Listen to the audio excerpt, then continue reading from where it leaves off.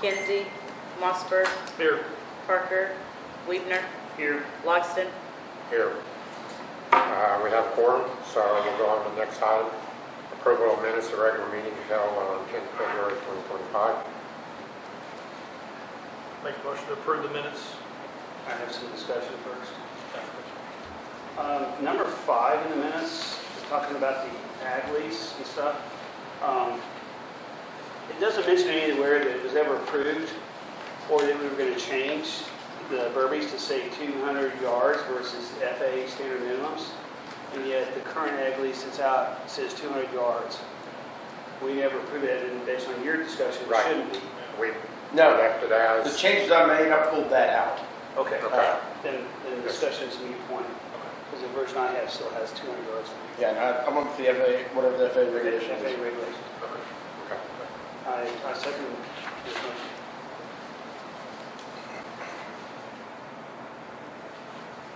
Second.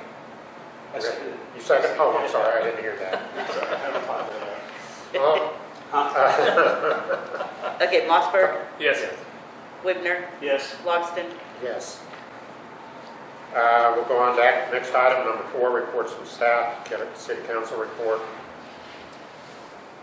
So I guess that'll be me.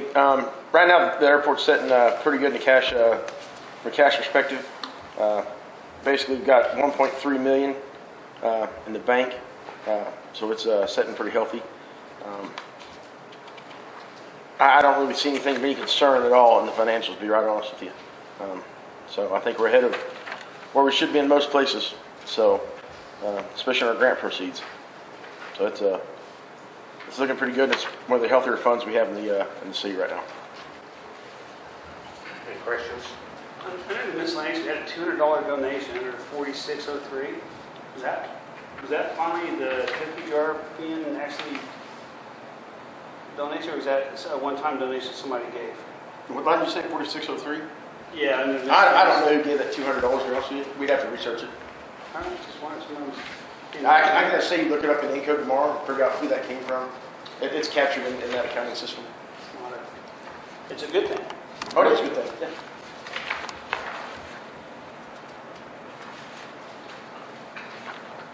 Any other questions, comments? If not, we'll go on to the next item. For item 4B, manager's report. Let's see, we have Well, okay, I printed off some of the reports for you guys. Steve, if you want to explain that, that'd be great. I don't want to explain anything. Because I don't want to talk about it. But just so you are tracking, 2 days a week on Wednesday and Thursday, right? Yes. Yeah, so Heather has been coming out here, basically working from the airport, trying to keep things going, trying to put these numbers together for these reports. We know we don't have all the reports that you normally get. We're still trying to figure out how to do that. So when you can take these reports for what they are, she is digging into a few things, trying to make some updates on our AR and our past due. Like I said, she's out here running the thing, and when we have a plane come in, and we have Ronnie or Drake come out here and put fuel in it those 2 days, and that way it gives Jason a couple of days off so he can run this place on the weekend, so we don't have to close it down. Which was our other option, is to keep him out here 5 days a week and shut down on weekends, which we didn't want to do that. So that's kind of where we are. That's why the reports aren't as clean and neat as you're used to seeing them, but we'll get back there sooner rather than later.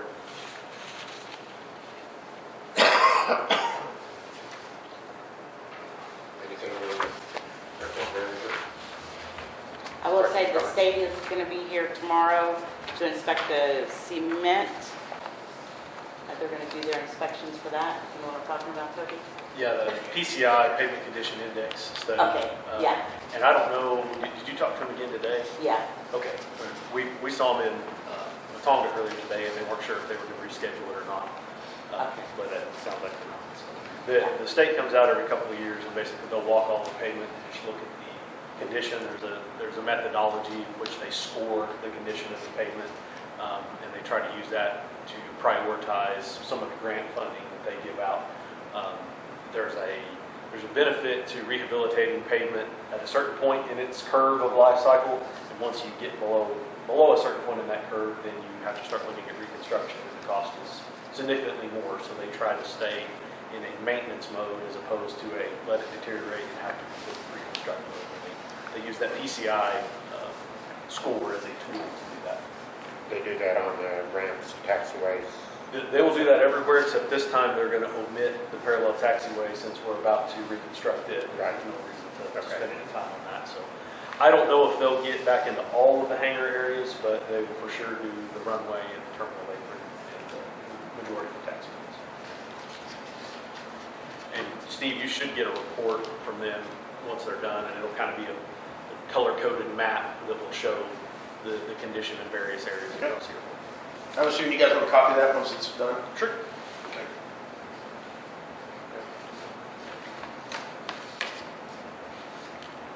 Anything else on the manager's report? When are we gonna have to order a tank of low lead? Jason, do you know when we'll have to order more? When will we have to order more fuel? Do you know? We'll wait. We don't have to worry about it now. Okay, So all we bought last month was just the Jet A tanker, Yeah. just one tank. just the Jet A? We just ordered Jet A. Yeah. Yeah. So we'll get it. Can I add something on that real quick? I talked to the contractor for the new fuel system, and he anticipates being able to deliver it within the next 2 weeks. So The tank? should be very close on the tank. And do you have any idea when they're going to start on finishing that up? Once the tank's there, they'll jump Yeah, on. they'll when they bring the tank, they will do all the install and everything because before they leave, they will want the corporation commission to come out and do their inspection of it before they leave. So that is something from a planning standpoint. There will need to be at least a little bit of fuel ordered to put into the tank so that they can demonstrate its operation and soundness and everything for the corporation commission. Why, if we just filled up the tank, why would we just fill up our truck, 700 gallons, and then move it over into that tank? Because if you order a partial tanker, it gets I'm not going to tell you you can't do that. That might not necessarily align up with best fuel handling practices to pump it in through the manway, but that's up to you. The hose might even be close to long. Oh, the existing, yeah. Yeah. Maybe. Or you can just put it in the new tank. Yeah. It's entirely up to you. I'll just let me leave it at there will need to be some fuel put in the new tank in order to test it and get OCC to permit it. Yeah. How much you think? Usually I don't see less than 1,000. Most of the time they fill it up, but I usually don't see less than 1,000. Okay. So we could order a full tanker. Yeah, Sure. but what if it doesn't pass certification? That's their problem, right? I have never seen that happen. So you got 8,000 gallons sitting That in the is tank. a risk. Typically, they're looking for tightness, looking for leaks, and most of the time, if you're going to have leaks on a tank like that, it's going to be in the piping itself and something that can be tightened. Yeah. I was wondering how much time there is when they get started, when we're ready to start using it. How much?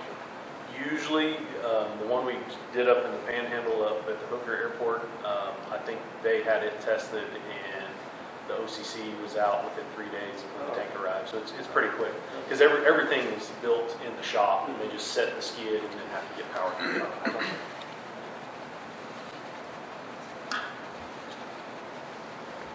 Okay. Anything else on the manager's report? No. We'll go on to item 5, discussion and action to establish a fuel discount of an amount determined by the Airport Commission for local pilots who base their airplanes at the Alva Regional Airport.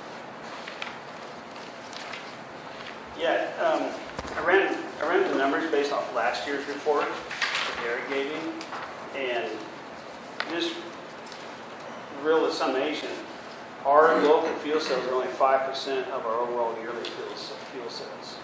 Of course, the largest ones are transit, which is great. You can do it on a number base, but then that percentage goes, change, the fuel price change, your number doesn't meet the same percent. But if you look at it, let's just say you gave a 25-cent discount. For the entire year, that's just $1,500 amount that we don't get. And if you did a 5% discount, which comes out about that, believe it or not, about the same number, $4.27, that makes a difference of $1,354. So I think from the airport's point of view, with the amount of fuel we sell and stuff, the goodwill that it brings by letting our local customers know they're getting a discount, but that's only going to be for the folks that charge it to the city of Alva and then get invoiced at the end of the month.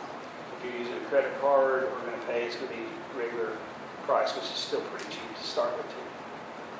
So in the conclusion, if the county makes it easiest, the percent probably is, that's going to stay the same regardless of whether the price does go up or down. And you said, Dale, that's a 20-year-old policy we already got. So. Yeah. So my recommendation on it, if you're happy with it, make a motion that we institute a 5% discount for local-based customers that use the City of Alva invoicing. And that's aircraft that are based normally on this airport. Yeah, we do have some customers that I think the top line guys charge to the city. So that would apply to them.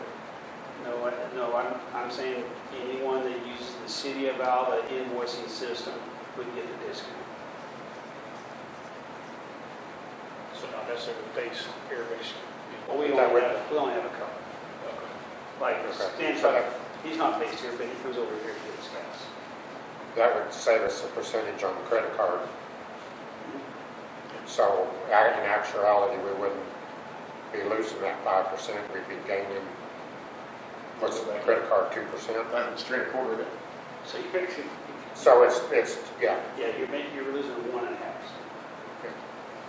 So now, if anybody charges it, or writes a check, we're going to get the regular amount. But if they get billed by the City of Alva, then they would get the discount at the end of the month. Is that? Did you catch all that? So Do you want anything in there about it? So 5% is what you would. 5% discount for local customers that use the City of Alva invoicing system for their payment. They charge you down to Charge. I'll second. We got a second. Motion and a second. Any other discussion? Not, call the roll. Wigner, Yes. Mossberg, Yes. Logston. Yes. Progress 20 years later. Huh? Yeah. Well, like I say, there's a lot of goodwill there, and Yep. the local people that support the airport, and If you're not going to the credit card, I mean, Yeah. the loss on $417,000 in fuel sales that we're doing a year, you're not really not losing much of anything. okay. We'll go on to item 6, discussion and action on project priorities for inclusion of the FAA 5-year CIP. It's you, Toby. So at the special meeting, we spent a lot of time talking about the hangar and adding an additional hangar into the project, and so didn't necessarily feel like we left that meeting with us having a clear understanding of what you wanted reflected on the CIP after the hangar projects.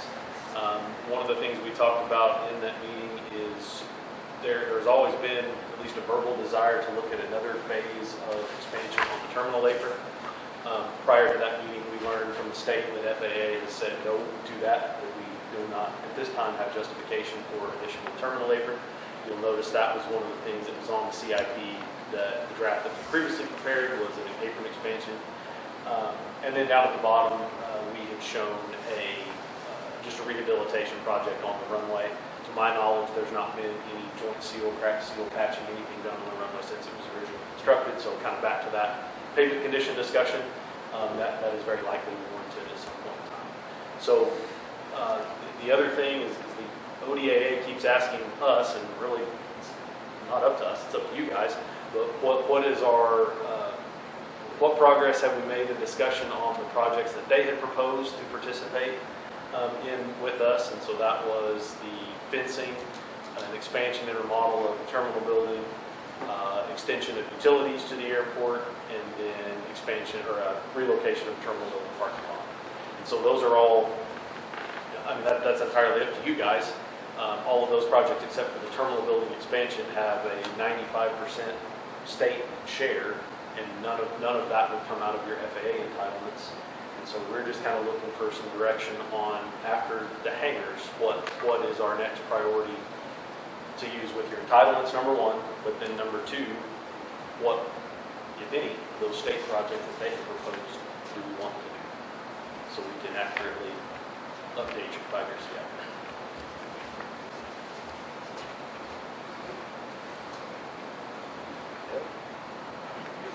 Huh? Your thoughts, Kurt? My thoughts, well, the infrastructure of the airport, water, sewer, maybe underground electrical, some things like that, I think would be a worthwhile project. Because right now, you know, we've got sewer lines and water, well, we don't have any sewer lines, we've got septic tanks. Right. And I don't know, the last time we talked, Steve, I know Myers was working on an assessment, some preliminary cost estimating. Do you know if they have any numbers? I don't think it's, but I can ping them tomorrow and find out. And since that would only be funded by the state without FAA entitlements, we can really do that as soon as you want to. There's no, if we're trying to use FAA entitlements, we've got to get beyond the hangar project, because that's kind of the top priority that your entitlements. Well, we kind of, those two things are going to tie together, because correct me if I'm wrong, don't one of those hangars have at least water and sewer services? So we can do it a couple different ways. I mean, it all depends on timing. And I think that if that's something you want to do as a first priority, it's likely that we can get sewer service to, I think we can get it to the small hangar easily. Sure. Yeah, because the line's right The line's right there. So it would be, can we get it done in time to get the big hangar on sewer service? Or just make sure the big hangar's plumbed for it. And that was going to be my other suggestion. And then We've done that a couple when we get there, so yeah. Yeah. So now the one thing that, and I know this is a hot button item, but the one thing that the state has said is a prerequisite in the sense that we have to do it as part of these projects, is we've got to at least address the fence here along the highway. And so that's something, if we're going to take their funds to do the utility extensions, that we've got to look at doing a fence project as well. They haven't said it necessarily has to be done before they would do the other one, but we have to have a commitment that is something that the city wants to do. I realize that's a polarizing topic, but we want to do what you want to do. What's linking those two together? There's no FAA requirement for that. The state has said we are not going to give you grants to do these other projects until you put some access restriction up on the highway. What are they basing that on? Just Are they majority basing that on of data? general aviation airports in Oklahoma have that. We are one of the few that does not have that. Certainly one of the only regional business airports that does not have that. Do we have any data that shows that we have an unauthorized vehicle issue? You were arguing with the wrong guy. Yeah, that's the wrong, I mean, they've already determined, they're set in their ways. If We're you not- want this, you got to do this. Yeah, we're not going to change their mind. We're not And they're going to change pay for their mind. 95% of it, though. That's the other piece.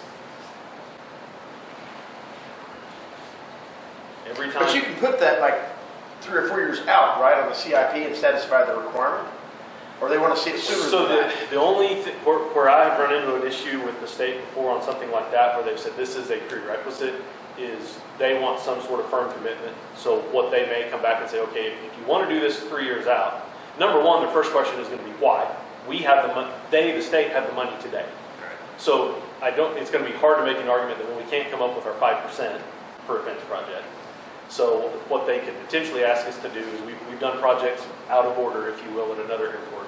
They had the council pass a resolution saying that we are committed to funding X project in X dollar amount in this fiscal year. So basically it was a formal action taken by the city to commit to. And that satisfied them? Pardon? And that satisfied them? Yes. Okay. But now that was a 1 year. Right. They wanted project A and project B, and we did B and then A, and we only moved it back 1 year. But I think the question they're going to have is, if we're paying for 95% of it, why do we want to delay it? You know, I think we would need to have a sound financial argument to say, well, we need to stack up our 5%. Do we need to start the design phase of it, just so we know, so we can make adjustments to how, where it's going to be, how it's going to be made, what it's going to be made out of? So what the state has suggested, and this is looking kind of holistically at all of those projects, is to do some sort of preliminary planning study to look at what does a terminal building expansion, reconfiguration, whatever you want to call it, what does that look like with the building itself, the parking lot adjacent to it, and the fence in this area. But where I'm more concerned, and where I think we're going to have to come up with some creative solutions, is the fence down by Steggs, and how we're going to allow them to continue to operate in the manner that they operate and still have some access control. So that's an option that's on the table if we want to do some preliminary planning to look at that. You know, I know that the state came in and said, well, hey, we'll give you up to $1 million, dollar for dollar match on a terminal remodel, but I don't think there's any desire, at least from what I've heard from the board, to spend that kind of money on a terminal building. And so I think that's something that we need to define, is what is the level of remodel, expansion, et cetera, desired, and what is the budget for that? And that's where we need direction from you guys. But there's no requirement to spend the whole $1 million. No, sir. If we want to spend $250,000 with a dollar for dollar match, we can do that. Yes. Yes. So, I think there's some basic things that they're going to want to see, 24-hour access to a pilot's lounge and a restroom, and that kind of stuff. Right. That within whatever amount we spend, we would have to tick a couple of their prerequisite boxes. But no, we certainly do not have to have a $2 million project by any stretch of the imagination. Well, what would it take to reconfigure this building without any new addition? Reconfigure the interior so we have 24-hour restroom, pilot lounge. I think that's where some of that planning study comes in. So to that look would at some- satisfy ODA. Yeah, I think that what they are going to look at is that planning effort. They're going to consider part of that project, and so they're not going to initially participate at 50% in that planning effort. That's something the city would do themselves. But then when it comes time to do the project, they would consider that cost as part of the project. Would they consider that as a commitment on our part by going ahead with the planning study without I'm just... As far as a commitment to the fence, to the fence and the terminal expansion. that I can't speak for them. I know that they're aware of how controversial the fence topic is, and so I'm going to guess they're going to want a firm commitment at some point from the city. But I can't speak for Director Artis. I mean, doing the planning design reviews, prudent anyway, so we know what we're looking at, so we can then the board can say, okay, here's what we want to financially commit to for the terminal. That way we have a solid figure that we can start planning for with our budget and the money we have left. And really what would be helpful for us is to at least have a range. We don't want to plan for a $2 million option when there's absolutely no chance of an option beyond $1 million. Right. So that's really what we need to hear from the board is, okay, we're conceptually agreeable to a terminal remodel project between A and B, and then let us look at a couple of options within that price range. So we can think about this for the rest of this week if you want to, because we're going to end up calling a special meeting on the 18th to hopefully do some interviews and conduct some hiring actions. So we can throw this for action on that special agenda and come up with a firm what we think it's going to cost us to do this. Maybe between now and then, Toby, get us some kind of guesstimates. I don't know what you can do, but Really what we've got to have some direction either as far as this is the budget, or we're not going to touch the building envelope, or we've got to have some framework to work within. Okay, we can think about this. We can discuss it next week at the special meeting. and come up with an action and get you some data. And so I feel like that would be, there's essentially four different projects. And the reason I say there's four is because they're going to have four different levels of funding. The terminal building itself, and anything we do to the building is going to be a 50-50 grant. But they have agreed that the parking lot outside of the terminal building, the reconfiguration of that, they will do as part of the 95.5. And so there's no reason that we couldn't look at doing the parking lot and the fencing in a combined project if you want to, and then with a 95.5 grant, and then terminal building expansion with a 50-50 grant. No, we can't use any FAA money in the terminal. Not for a remodel and expansion, no. Their funds are limited to new construction. Well, it makes sense to lump the parking lot in with the fence, because you gotta have Yes. parking lot established, Yes. so you know where to put the fence. Right. And there may be some, and I'm just completely making this up, but let's say we expanded to the north, there may be some portion of the fence that's where we leave a gap, because that's where some of the terminal building expansion is going to go. If we're going to extend that door out and put an entryway or something over there, I'm just making that up. But there may be a small piece of the fence that gets closed in during the terminal building expansion, just based on how that, especially if we don't have the ultimate footprint of that expansion determined at the time of the fence. But yeah, I agree. If the goal is to stop all the parking right there and relocate it somewhere else, it makes sense to get that relocated while we do the fence. So what's the timeline on committing to or putting numbers to, I mean, have they given us So by the end of the year or by? for the state-funded projects, they are ready when we are ready. They have not given us a deadline at this point. But from our standpoint, if it's something that you want to do, we'd like to get started, and so we can get the design, and especially if you have us do some sort of study ahead of time, so that we're not trying to cram it all in if they do give us time. Right. So has Governor Stitt announced what divisions he's expecting to roll back monies from? No, he has not. Are we sure that the federal funds will even still be available? No, That's really good. that's the state funds first. Okay, 95% national. Okay, there's a lot of cutbacks going on. Who's not to say Department of Transportation, Sean Duffy, is going to roll back some of that federal funding? Let's talk about the state for just a second first. They're fully funded through the end of June, regardless of that is so. There's no if issue this that is, that can't be part of Stitt's cutbacks. I would say that it can, but there's no indication of that. I've asked Director Arby's that, and he does not Doesn't matter believe if they cut that. back, then it's a good point. Sure. What the state will do is once we have a way forward, we actually give our design costs to the state, and at their commission meetings, they take action to approve that design cost. And if something were to happen, so that ultimately the project doesn't move forward because of an action of the state, then you would still get reimbursed whatever their participation was going to be on that particular project. So if we have a design cost for a terminal building that's 50-50, and for some reason the state cuts the budget and that can't move forward, the city's going to get 50% of that design cost back. As far as the federal, no, I have no idea. The AIP program has not been cut in 25 years in its existence, so I doubt that. It's funded through fuel taxes and, The aviation trust. yeah, it's a little different funding than the general US budget. You don't have to.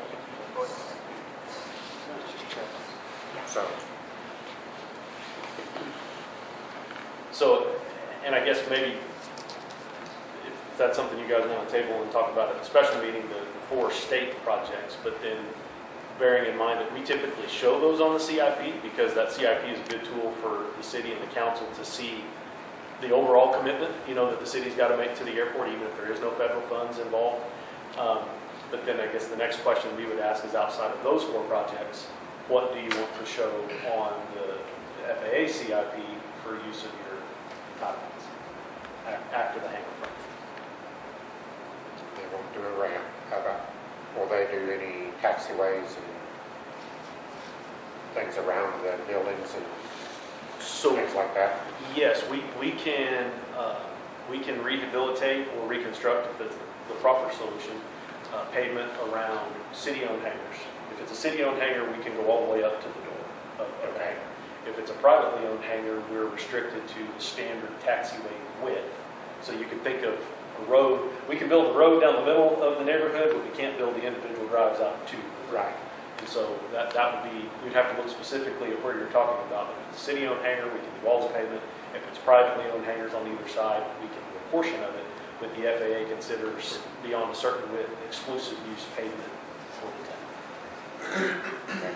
Well, we've got some taxiways to and from city-owned hangars and things that need some attention, so. So, and we, and I had some time this afternoon and drove around some of them there. Yeah, there's some concrete out there where there is zero joint sealant there Yeah. at all. Yeah, we've got, Generally speaking, the FAA's priority ranking system starts at the runway center line and works out. right, Do you feel like the taxi lanes back here, the rehab of those would be a higher priority than doing joint sealant on the runway, or is that something? well, no, I think the first priority is take care of the runway. Okay. But we've got some taxiways that are asphalt and they meet up with concrete. And the asphalt has been overlaid multiple times. So if your Piper Cherokee has a flat nose strut and you taxi over that, you're going to be within, if your tire's low and your nose strut's flat, you're going to hit with your car.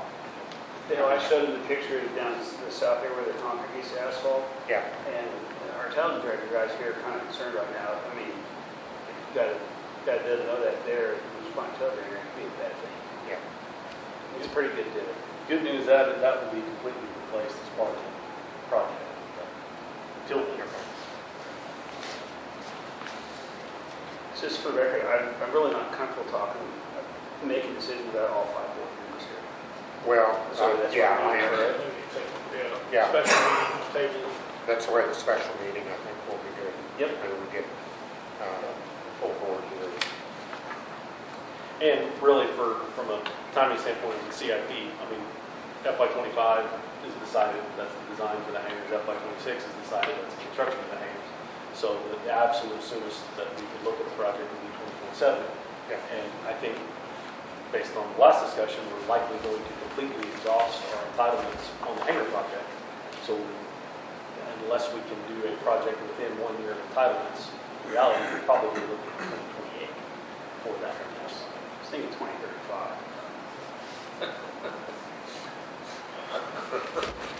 Pretty dead set date there. Okay.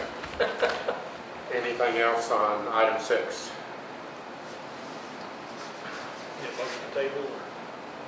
Yeah, you would. Yeah. Yeah. So, all right. I'll make a motion to table agenda item number 6. Priorities for FAA 5-year CIP. Table to the special It's meeting. a special meeting, yes. Second. We got a motion second. Call the roll, please. Mossberg, Yes. Weaver, Yep. Loxton. Yes. We'll go on to item 7, discussion and action on scope of services for proposed hangar projects. So when we last met at the special meeting, kind of brainstorming, we decided that we wanted to look at a second hangar to most likely rent to Survival Flight and their helicopter. In the meeting, we talked about doing a 50 by 50, just basic storage hangar, and that would meet their needs. After the meeting, the mayor reached out to somebody in their management and kind of said, hey, what would be your desired list for a hangar? And then what they came back with is they asked for a 60 by 60 hangar. They asked that the hangar space be air conditioned, both heated and cooled. They asked for a built-out 20 by 20 area inside of the hangar for basically kind of a crew, I won't say quarters, but an area for crew and files and that kind of thing. And then they asked that if the hangar door was going to be electric, that the hangar would have a backup generator. So I want to be clear, all of those design components are certainly within Parkland's capabilities. Typically, for a basic storage hangar, we have my engineering team and an architect and that's it. We can do a pretty simple performance spec set of drawings for a basic storage hangar. When we start talking about conditioning the hangar, conditioning a built-out space, and especially the generator, I need to get a mechanical engineer involved in that, I need to get an electrical engineer involved in that. All of those are completely doable, but my takeaway from that meeting when we left was, we're going to do this, but we want our share of this project to stay as close to 5% as possible. And we had originally talked about the big hangar being a 120 by 100. Correct me if I'm wrong, but we decided we were going to narrow that down to 100 by 100 and use some of that savings to go towards this 50 by 50. And so we were cutting 2,000 feet, putting 2,500 feet over there. It looked like that was all still going to be doable. So the question, I guess the statement that I would make, if we do a 60 by 60, and if we do all of those things that have been requested, I'm very confident that we're not going to be able to limit the city's participation to 5%. And kind of what was driving that is your FAA entitlements. The FAA will participate, since the state will participate 40%, we usually let the FAA entitlements kind of drive the train at 55%, and that sets our overall budget, and then the city could have a 5% share of that. If we exhaust the FAA entitlements, anything beyond that original budget, the state's going to pay 40% of, and the city would have to pay 60%. And so I just felt like we kind of widely departed from what they were asking for versus what was originally discussed in that last meeting. And so before we sent our design scope and fee, we wanted some direction on, are we just doing a basic storage hangar? And if we decided to do 60 by 60 instead of 50 by 50, as just a basic storage hangar, that's completely doable on our end without, have to involve additional disciplines. But if we're wanting to do all that conditioning of the hangar, that's the case. So the additional money, we would have to pay a higher percentage of Anything, so okay. you will you'll have roughly about a $1.4 million budget for construction. And that's using the FAA entitlements that you should have in 2026, and assuming they're 55% of the project, the state will pay 40, state's share is not capped, and then you would pay 5%. So anything beyond that $1.4 million budget, the city's share would be 60% beyond 1.4. And so that's, again, I'm not trying to say, hey, we can't do this or we shouldn't do this. It was just quite a bit different scope than what we had talked about with the board at that special meeting. Okay, but those additional items wouldn't amount to Well, Quite a bit. no, it's going to be 100,000, 50,000 probably for close each to share. So I just did some quick and dirty numbers. That build out is probably, and guys, I realize that sounds insane because it sounds like what houses should be built for, but that built out 20 by 20 room is probably going to be in the neighborhood of $100 a square foot. The backup generator is going to be around 20,000, and then so you're probably somewhere in the 100,000, but you're going to be building quite a bit bigger hangar. So you're looking at 2,500 square feet versus 3,600 square feet.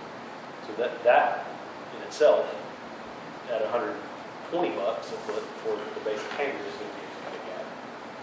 And I guess the concern, or at least the question that I think we ought to consider, is if we build out that 20 by 20 in the corner, and I hope Survival Flight rents that hangar forever, but if they don't, does that diminish our capacity to put a fixed wing aircraft in there that would normally want a 60 by 60 hangar? If we've taken a 20 by 20 chunk out of that, is that still going to be as marketable to a mid-size or large wing if we've got that corner? Does that 20 by 20 have to fit inside it? Or can it be, So it would be, I mean, we could build a hangar, but with the 20 could by 20 absolutely- add on it? So we could absolutely do that, but then you've got a 60 by 60 plus a 20 by 20 in your square footage that's going to make it even more expensive. More concrete. Yeah. I guess my understanding, at least in the reading of the email, is they thought that it would be a built out space inside. the Inside. footprint. Yeah, these, walls on the ceiling inside the hangar, insulated. So I'm having a little trouble with this discussion because we would provide a hangar for Survival Flight. And I thought of this meeting talked about if they want improvements to it, then they would have to put some ownership into this as well. And they knowing that the longer they keep it, the longer they recoup their cost. And yet, we as a board have never talked to survival flight management. And I think it'd be good to get them together with The mayor us. did. Okay. This is the first I've heard of it. Okay, yeah, the mayor, after that special meeting, the mayor reached out to management, and they came back and said, hey, this is what we'd like to have. So did the mayor say, well, you guys are going to have to put some skin in this game too if you really want it? No, Okay. it just, they had another hangar, another community built a hangar, and said, this is what they built, and we pay $9,000 a year for lease. I guess, and that was the reason I brought it up. There was no, the mayor said, hey, let me see what, I know the guy, I can ask him what do they need. Sure. And the needs list seemed to kind of eclipse the original scope, and that's where. The survival flight's been here how long? 1 year?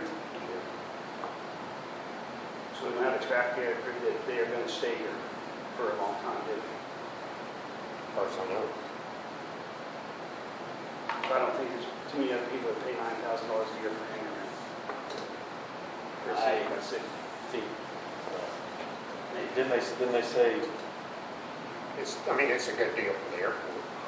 It's a profitable deal. yeah, $750 a month? That seems really cheap to For me, that to be kind. candid. That seems way cheap for that kind of build Well, out. heating and air conditioning. And then they pay utilities, they pay all the rest of the services.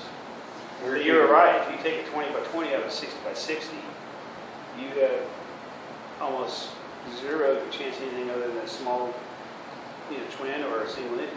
Who's probably not going to want to pay the same rent. But you have a space where the tail will clear that 20 by 20. Yeah, depending on how big you get. It doesn't have to be an angle wall.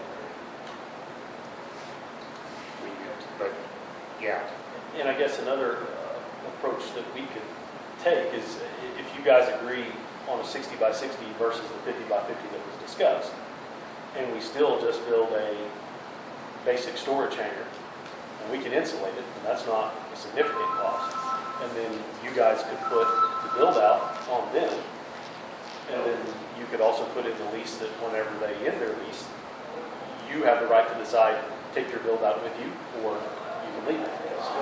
I mean, That's the way my lease is for my hangar.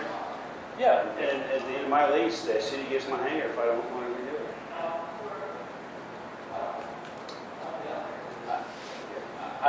Guys, we're here to do whatever you want to do. I'm not, I don't think we have Well- enough, I don't think we have enough information to even take action on this.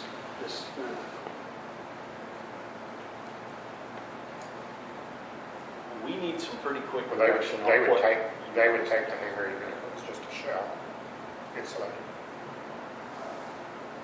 And that's their wish list.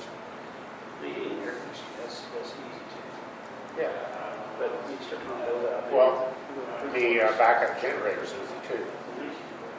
I mean, that can be And on those, we couple just thousand priced one dollars. for EMS, and that 24 kilowatt was only $10,800. A backup generator that'll open the door can be bought for a couple $1,000. Yeah. I mean, if you want to run the air conditioner or heater off of it, it's going to be a little. Oh, no, that's not, that won't be. But it's just for the doors. emergency. Yeah, that's enough. And there's some of that if they go source that directly, they can get a way better price than if we put that in a municipal bid. Yeah. And so they're. I think we just need to go buy a 60 by 60 Yeah. insulated hangar. I agree. And the extras can be done later on, either by the airport or survival type. So We're going to plant later, yeah. one of the things that we are doing in some of the hangars, even if you don't plumb them, is we will go ahead and put a block out that we can put a sleeve through the footing, and that way if we want to bring water in, sewer in. Yeah, later. Yeah, that needs to be, Okay, so and then, yeah, we're not going to do any build out, basic 60 by 60, fully insulated. And when I say fully insulated, on a lot of the storage hangars, we just do the roof. But on this, I think we would go ahead and do Sides the also. whole thing. Okay. All right, so we don't. Talking spray foam or are you talking this? That- Snap. So typically, we've done both, and it's entirely up to the user. The only, We have some people that are really strongly opinionated about using a standing seam roof, because you don't have the fascinator penetrating through it, but if you use a standing seam roof, you can't do spray foam on the roof. And so I've done everything, it just depends on what you guys want to do. And what I would propose that we do is, once we actually get into design, we come have a detailed scoping meeting and figure out exactly what you want to do. Right, we have a basically. Where I was getting off the rails is if we need an electrical engineer involved and I need a mechanical engineer involved to do all these things they're asking for, okay, that's what I was trying to avoid. Okay. If that's what you guys want. So that we will go back and put together a scope for a 60 by 60 basic storage hangar, no build out, and go from there. And you're good at the 100 by 100 as well? Yeah, I guess on the 100 by 100, is there anything, since we're talking, is there anything special that you guys have envisioned for that hangar? As far as, I mean, if we put a storage room in it and if we do a rough out for a bathroom in that, and I would say if we think the sewer is coming, let's not have the expense of a septic tank. You know, if we're going to build it today, we'd have to have a septic tank. But I think we can just rough that out. City won't let us do a septic tank because we're inside the city limits. Oh, okay. So we got to get sewer built at some point. Is there anything else, radiant heat? I mean, that's not a big add as far as scope. Tall. It would come, Tall. The door. Yes. Yeah, and we'll get into all that in the scoping meeting. I just wanted to make sure there wasn't anything special where I need to get other disciplines involved besides. Okay, then I think I've got everything I need, Steve, to. Okay. Okay. Do we need to take any action on 7? It's an action item, but you can just let it die if you want to, since Toby's got Okay. his marching orders. Okay. I mean, you can ask for a motion. If you don't get one, it dies. Do we have a motion? Nope, we don't have a motion, so I guess it dies. I'm going to skip over to executive session for just a second. Remarks and inquiries, go down to 11, remarks and inquiries by citizens. Did any of you guys have anything that you needed to bring before the board? So on the fence, what are they required on that? I mean, is it just along the highway? Or is it gonna have to come in so far and? We've got to have access control. So the general public can't turn off the highway and drive out to the runway, which they can do right now in about 5 places. And so that the So we're welcoming airport, what are we if we put a fence up? I would say if you have a terminal building, you have a parking lot at the terminal building, why would you want the general public to access the airport anywhere besides the terminal building? Why do you want the general public down at the hangars unescorted? We've been here for how long? We've never had any I'm issues. not picking up that argument. I I'm just trying to understand what sense it makes to put up half a fence. Those that are in charge of giving us grants and funding say either you do it or we're going to cut you Right, but out. if we're gonna put up a fence and they can come in from that road, what difference does it make? Well, how many vehicles drive down the highway versus that? I don't know, I don't say. And I'm not saying that at some point in time that you may not want to put up a fence on the west side, especially if there's cattle issues. I'm saying nobody wants one now. I Seems like understand. a waste of money.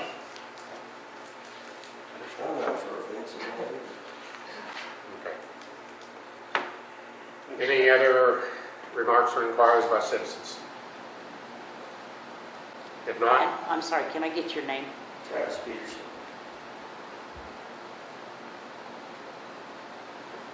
And I want to make clear, I work for the city. I'm just delivering the message. I'm not, I hear you guys. In any direction, I'm just, you're the And one that has an understanding of what's going on, so that's why I'm asking. And about 3 years ago, I brought up, we had a capital planning discussion, and I said, hey, would you guys want to do a fence? And I thought they were going to tar and feather me. So I told the director of the state agency at that time, when you want Alva to have a fence, you go to Alva and tell them they're going to have a fence, because I'm not going to tell them again. So, and he did. and he did. Okay. Any other?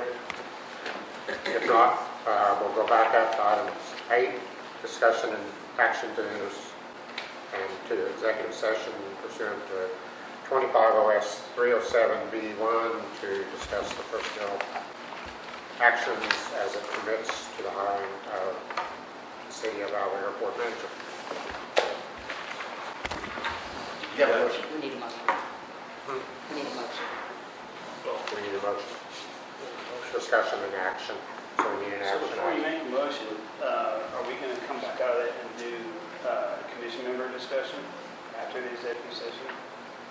Was what I understand from the last. Yeah, it's on the We'll come back out. We'll do this one. Yeah.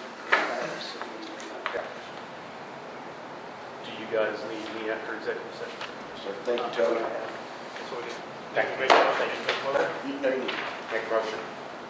Make a motion, we enter into executive session pursuant to 25 OS 307B1 to discuss personnel actions as pertains to hiring of City of Alva Airport manager. Second. Okay, motion second, call the roll. Mossberg. Yes. Whitner. Yep. Logston. Yes.